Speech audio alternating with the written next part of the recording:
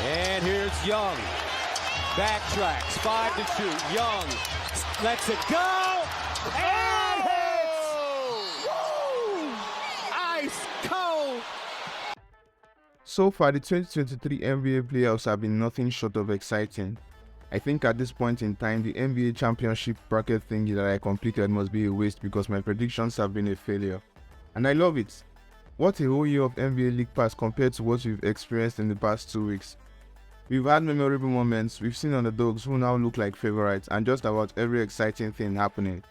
As of today, the only teams to have been eliminated are the Minnesota Timberwolves, the Clippers, and the Nets. It's not that big a deal that more matchups are going to 6 games. I think the exciting thing is how it's being done, and the narratives that are being built up in the Eastern and Western Conference. DIllon Brooks calling Lebron an old man, the Grizzlies scoring 9 points in the first quarter, Jimmy putting 56 on the Bucks, Trae resurrecting, the Knicks putting the Cavs in a chokehold, De'Aaron Fox making his case to be a top player. The playing teams are locked in. The Miami Heat are up 3-1 against the first-seeded Bucks because for some reason, Jimmy Butler is playing like Michael Jordan's son. The Lakers are up 3-1 against the soon-to-be Grizzlies dynasty, who no longer look fine in the West. And then there's Trae. After taking the heat and so much criticism throughout the season, Trae Young has decided to finally wake up and make the Celtics fight for their place in the second round. There are so many narratives going on right now. What if the remaining playing teams win against the top-seeded teams in their conference to qualify? Would we say the top-seeded teams were flukes or frauds? Even when Ant missed the last shot that got the Nuggets into the second round, you could see the relief on the face of Jokic and his crew. They knew they had to fight for this. Luckily for them, they went up 3-0 earlier in the series before the Wolves team decided to play better. After the first 2 games of the Golden State Warriors and Sacramento Kings series, it became apparent to everyone that the Kings did not come to play. They came to play. De'Aaron Fox has been playing like a top 10 player, going head-to-head with Steph Curry, and some might even say outplaying him in this series. They are both tied at their points production, but Fox has gotten more rebounds and assists.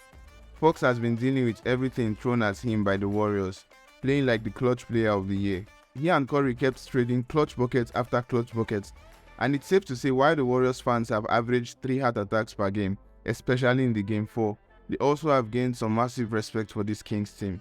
After all, the head coach of the team is Mike Brown, the Warriors' former assistant coach. Should the Kings qualify, there's every reason for the Warriors fan base to cheer them on all the way as far as they can go. Elsewhere, we have the Lakers-Grizzlies series, a 7th-seeded team versus a 2nd-seeded team. If I were to show someone who knows nothing about basketball the progress from this series, I'm sure not everyone will get it right as to who the supposed better team is. In Game 1, Ja went down with a nasty injury to his hands and the Lakers won. Game 2 was an embarrassing loss to a Ja-less Grizzlies team, after which DIllon Brooks did the thing. People out there that say maybe you shouldn't do that with one of the better players in the game. What were you thinking? I don't care. He's old. You know what I mean? I was waiting for that. I was expecting him to do that Game 4, Game 5. He wanted to say something when I got my 4th foul. He should have been saying that earlier on. But, you know, I poke bears. I don't respect no one until they come and give me 40. Since that time, the Grizzlies have lost 2 games in a row. Much more embarrassing was Game 3 where they put on a no-show in the first quarter. I'm not sure which is worse, that they managed to score just 9 points or the fact that they lost the quarter by 24 points. Ja later scored 22 straight points in the 4th, which was great, but some would argue that the Lakers already took their foot off the gas by that time. Personally, I love the Brooks vs. Bron feud. I'm sorry, but I love a good villain story. It's an interesting thing, but the most entertaining thing for me would be how much Brooks kept putting up shots in the first quarter of Game 3 and missing them. I wonder where the Grizzlies go from here. Do they hide in a cave? Because in the case they lose Game 5, the meme lords are coming. There are so many quotes to throw them with.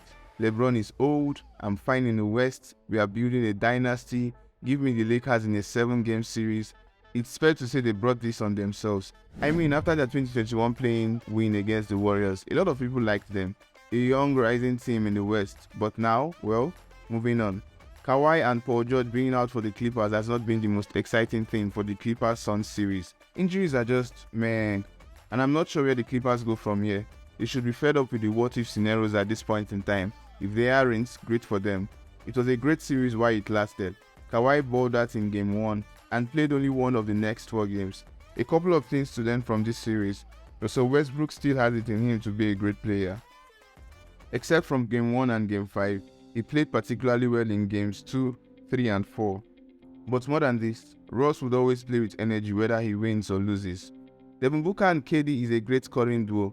We thought it would work, and now it's working. For all the hit KD has received in recent years, one cannot deny he's a plug-and-play superstar. He doesn't need a year to blend in with any system because he isn't a ball-dominant player. He needs the ball right before he shoots. KD and Booker have both averaged a total 65.6 points per game in this series, more than half the team's points. And if this is anything to go by, it will be an interesting matchup between the Suns and the Nuggets.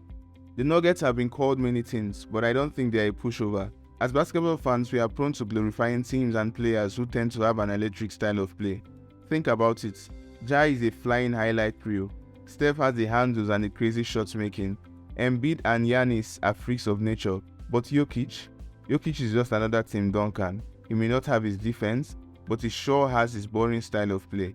Outside of the fact that he's a triple-double machine, as well as a high-efficiency player, do you find Jokic exciting? But the fact is his team was the best coming out of the West. But like him, they are boring. They don't look like winners. Not even Aaron Gordon's dogs could give them a 50. The Nuggets have been able to put the Wolves to sleep.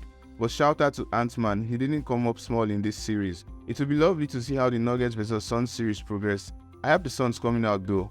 I respect the Nuggets, but Jokic, Michael Porter Jr. and Jamal Murray vs KD, Booker and CP3, give me the Suns. However, if these players have been anything to go by, I will grab my popcorn to watch something spectacular. Out east, we have the top-seeded team in the entire NBA 1 game away from going home. Yeah, Giannis missed almost 3 games, but a serious question to ask is this. If the Bucks without Giannis couldn't do much against the Heat, would they have been able to go all the way with him? While you answer that, moving on to the best player in the series, playoff Jimmy. The man who wouldn't buy a bucket versus the Hawks in the 7th seed playing game is averaging almost 37 points against 2 All-NBA defenders, and he's doing it shooting 63% from the field and over 50% from 3. These are higher than his regular season numbers. As a matter of fact, the entire Heat team is shooting higher than they normally would. Talk about doing the right thing at the right time. I'm not sure how this series ends. We may be looking at the Heat making history. As it is, they already have. How many times have an 8th seed been up 3-1 against the best team in the league? But if there's any chance this series can go to 7 games, just for the purpose of seeing Giannis and Jimmy battle it out, I'm all for it. Many people, including myself, thought the Hawks would get swept. After the first game where the Celtics were up by 20 at some point, it seemed like game over from the beginning. But we are here in Game 5, and Ice Trae is being sub-zero, sending chills down the spine of the Celtics fanbase. I do believe the Celtics take Game 6, but even if they don't, props to the Hawks. Coming into the postseason, it was almost a certainty that an Eastern Conference team would win the NBA championship. They were the best teams in the regular season, so the facts supported them. But so far, the 2 best teams in the league are faced with the task of working hard to even make it to the 2nd round. The only series where we've seen a sweep is the 76ers vs Nets matchup. Up until Game 4, I forgot Ben Simmons was a part of the Nets team. Seriously, I was watching the game and saw him on the bench and I was like, oh, it's true. Simmons plays for the Nets. It's sad how fast his career is going down the drain. But in all honesty, the Nets shouldn't be in the playoffs, save for the fact that Kyrie and KD put them in a really good spot before they left. But I do think they have a good team with Mikal Bridges, Spencer Dinwiddie and Cam Johnson. They also have a good coach, but they looked outmatched against Embiid, Harden, Maxey and Tobias Harris in this series. The 76ers are yet to figure out who they would play against in the 2nd round, but whoever it is, it wouldn't be as easy as the 1st round matchup. The Knicks defense have put on an absolute show versus the Cavs. Holding them to 79 points in Game 3 was amazing. They've also been able to put a clamp on Donovan Mitchell. Jalen Brunson has been the star of the series, with Julius Randle not playing very well. Other Knicks players such as Barrett have showed up in different games to help Brunson take down the Cavs. As for the Cavs, no one saw them going down 3-1 against this Knicks team, but they have, and if they have a chance of making it into the 2nd round, I don't know, does Mitchell go for another 71-point game? Would he be able to do that against this Knicks team? All in all, I've enjoyed the 1st round of the playoffs. I know you also have enjoyed it. What have been your favorite moments? What series has been your favorite? For me, it has been the Lakers Grizzlies series and the Warriors Kings series. Hopefully, it only gets crazier from this point forward.